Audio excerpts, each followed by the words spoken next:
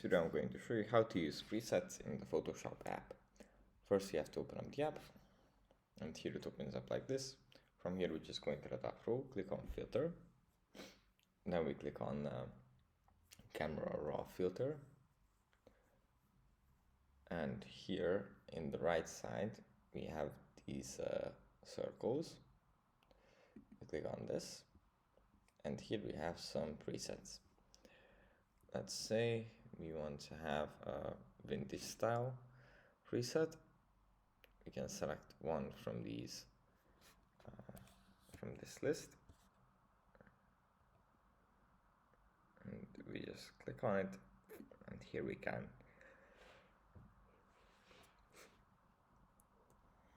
set the intensity, and after we are done we just click on OK, save it, and as you can see we will have this as a new layer. That's it for this video. I hope it was helpful for you guys, and I'll see you in the next one. Bye.